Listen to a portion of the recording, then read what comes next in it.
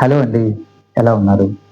So, ఈరోజు మనం important topic కస్టమర్‌ని ఎలా ఐడెంటిఫై చేయాలి అనే విషయాల గురించి మనం ఈరోజు మాట్లాడుకుందాం.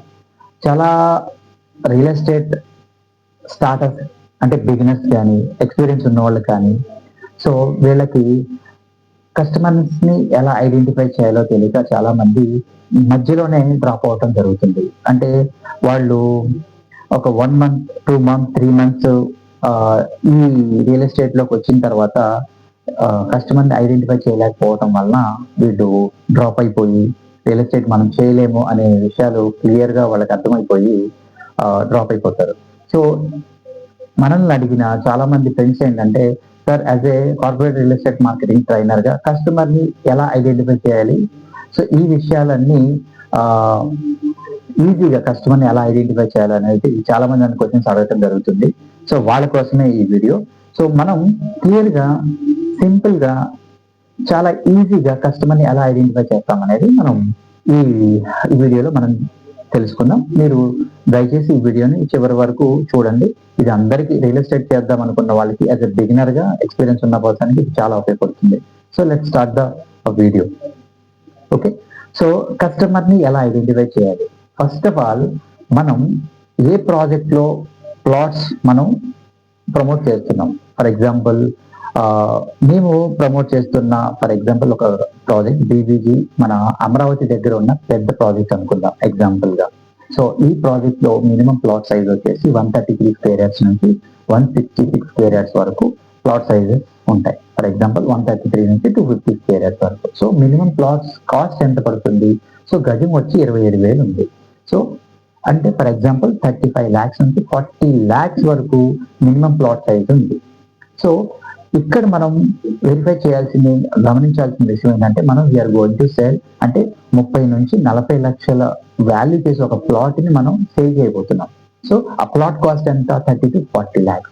సో, మనం ఇక్కడ కస్టమర్‌ని ఎవరిని ఐడెంటిఫై చేయాలి అంటే 30 నుంచి 40 లక్షల ఇన్వెస్ట్‌మెంట్ పెట్టగలిగే ఫైనాన్షియల్ పొజిషన్ ఉన్న పర్సన్‌కి మనం ఈ విషయాన్ని ఇంటిమేట్ చేయాలి. సో, ఈ ప్రాజెక్ట్ గురించి మనం ప్రమోట్ చేయాలి.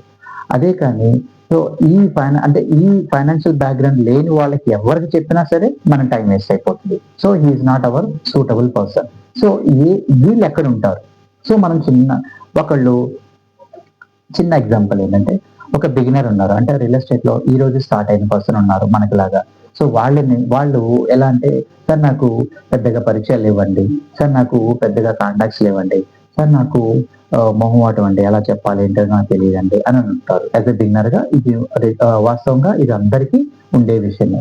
సో, వీళ్ళ కోసం ఏంటంటే మనం చిన్న క్లారిటీ ఏంటంటే మన ఫోన్ కాంటాక్ట్స్‌లో ఆల్మోస్ట్ ఒక 1000 నుంచి 1500 కాంటాక్ట్స్ ఉంటాయి. సో, ఒక పెన్ను పేపర్ తీసుకొని సో, మన ఫోన్ కాంటాక్ట్స్‌లో 30-40 lakhs ఇన్వెస్ట్‌మెంట్ పెట్టగలిగే వాళ్ళు ఎవరైతే ఉన్నారో వాళ్ళని మనం లిస్ట్ ఔట్ చేస్తాం. ఫర్ ఎగ్జాంపుల్ మినిమం అంటే 1000 నుంచి 1500 మెంబర్స్ ఉన్న ఫోన్ కాంటాక్ట్స్ మినిమం ఒక 2 నుంచి 3 మెంబర్స్ ఉంటారు అలాంటి వాళ్ళు. జస్ట్ వాళ్ళకి మనం ఈ వీడియోని పోస్ట్ చేస్తాం. మనం ఏదైతే ప్రాజెక్ట్ వీడియో ఉంటుందో ఆ వీడియోని పోస్ట్ చేస్తాం. స్టేటస్ పెడతాం. సో, వాళ్ళకి అది రీచ్ అవుతది.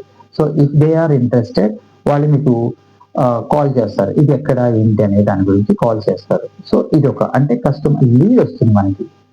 సో, రెండో ఆప్షన్ ఏంటంటే మన ఫ్యామిలీ ఫ్రెండ్స్‌లో గాని, మన సర్కిల్‌లో గాని, సో, మన చుట్టుపక్కల ఎవరైతే సాఫ్ట్‌వేర్స్ అంటే హైదరాబాద్‌లో గాని, బెంగుళూరులో గాని మన చుట్టుపక్కల సాఫ్ట్‌వేర్స్ పిల్లలు ఎవరైతే ఉన్నారో వాళ్ళని ఐడెంటిఫై చేయాలి. First thing. వాళ్ళని ఐడెంటిఫై చేసి ఈ ప్రాజెక్ట్ గురించి వాళ్ళకి ఇంటిమేట్ చేస్తాం. 2 సో, మన ఇంటి దగ్గరలోని చుట్టుపక్కలనే, మన స్ట్రీట్‌లోనే, మన విలేజ్‌లోనే ఎవరైతే గవర్నమెంట్ టీచర్స్ ఉన్నారో, so, state and central government employees ఉన్నారు. వాళ్ళని ఐడెంటిఫై చేయాలి. వాళ్ళకి ఐడెంటిఫై చేసి వాళ్ళకి ఇన్ఫర్మేషన్ పాస్ ఆన్ చేయాలి. సో, ఎలా చేయాలి? కస్టమర్‌ని ఎలా ఐడెంటిఫై చేయాలనే దానికి చిన్న ఎగ్జాంపుల్ టిప్స్ ఇచ్చాను ఈ వీడియోలో క్లియర్‌గా. సో, అవి మీరు ఫాలో అయితే గనక ఈజీగా ఒక లీడ్ వస్తుంది.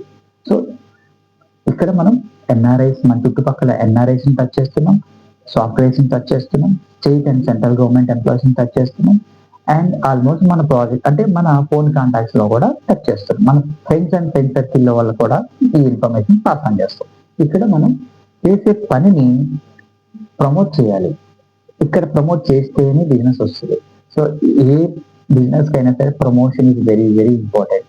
సో మనం చేసే పనిని ప్రమోట్ చేసుకుంటే కనుక లీడ్ ఇది ఆటోమేటిక్ వస్తుంది. ఇది ఒక పద్ధతి. దీన్ని మనం ట్రెడిషనల్ మార్కెటింగ్ అంటాం. So now it's going to digital marketing అంటాం. సో డిజిటల్ మార్కెటింగ్ ద్వారా అంటే ఎవరైతే నాకు పరిచయాలు ఇవ్వంటారో, ఎవరైతే నేను అంత ఓపెన్ గా నేను మాట్లాడలేను అనుకుంటారో, సో వాళ్ళ కోసం ఏంటంటే డిజిటల్ గా ప్లాన్ చేద్దాం. సో డిజిటల్ అంటే ఏంటంటే డిజిటల్ మార్కెటింగ్ అంటే చిన్న ఎగ్జాంపుల్ చెప్తాను. ఒక 5-10 సంవత్సరాల క్రితం మనం ఇంటి దగ్గర కూర్చొని ఫుడ్ ఆర్డర్ ఇస్తే అంటే స్విగ్గీలోనో జొమాటో లాంటి ఒక సోషల్ మీడియా అంటే ఫర్ ఎగ్జాంపుల్ ఇలా సోషల్ సర్వీస్ చేసే ఒక కొన్ని కంపెనీస్ లేవు. సో ఫుడ్ కావాలి అంటే కనుక మనమే రెస్టారెంట్కి వెళ్ళటం జరిగేది, మనమే హోటల్కి వెళ్ళటం జరిగేది. కానీ ఇప్పుడు మనం కూర్చున్న ప్లేస్ లోనే ఫుడ్ ఆర్డర్ ఇస్తే వితిన్ 5 to 10 minutes మనకు వచ్చి తీసుకోగలుగుతున్నాం. సో అదే విధంగా కస్టమర్స్ కూడా ఏంటంటే డిజిటలైజ్ అయిపోయారు, టెక్నాలజీ ఉపయోగిస్తున్నారు. సో మనం కూడా అప్డేట్ అవ్వాలి. అప్డేట్ అవ్వలేదా మనం అవుట్డేట్ అయిపోతాం.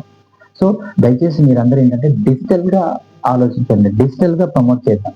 సో ఈ 7 days ఫ్రీ ట్రైనింగ్ ప్రోగ్రామ్ లో ఇది సెకండ్ డే సెషన్ లో మీరు చాలా చాలా ఇంపార్టెంట్ విషయాలు నేర్చుకుంటున్నారు. సో ఇక్కడ డిజిటల్ గా మనం ఎలా చేస్తామంటే ఫస్ట్ స్టాటస్ పెడతాం. డిజిటల్ గా కూడా 1 రూపీ కూడా మనం ఎక్కడ ఖర్చు పెట్టట్లేదు. స్టాటస్ పెట్టిన తర్వాత మనం Facebook and Insta and YouTube ఈ 3 ప్లాట్ఫామ్స్ మనం రెగ్యులర్ గా వాడతాం. సో ఆ రెగ్యులర్ గా వాడే క్రమంలోనే మన ప్రాజెక్ట్ ప్రమోషన్స్ కూడా అంటే మనం ఏదైతే సేల్ చేద్దాం అనుకుంటున్నామో ఆ వాటి ప్రమోషన్స్ కూడా మనం ఫ్రీ ఆఫ్ కాస్ట్ లో ప్రమోట్ చేయాలి. మీ నంబర్ వేసుకొని సో ఏదైతే వీడియో ఆ బ్రోచర్ ఉంటుందో ఆ బ్రోచర్ పైన మీ నంబర్ వేసుకొని ఈజీగా ప్రమోట్ చేస్తారు. ఇలాగా ప్రమోట్ చేసిన తర్వాత అంటే మీకు చేసిన తర్వాత లీడ్ అనేది మీకు వస్తుంది. లీడ్ వచ్చిన తర్వాత మనం సో మిగతా లీడ్ వచ్చిన తర్వాత ఎలా ఫాలోఅప్ చేయాలనేది మనం మిగతా వీడియోలో 3rd day సెషన్స్ లో మనం తెలుసుకుందాం. సో ఇక్కడ ఈ వీడియోలో మనం క్లియర్ గా తెలుసుకున్న విషయాలు ఏంటంటే కస్టమర్ ని ఎలా ఐడెంటిఫై చేయాలి.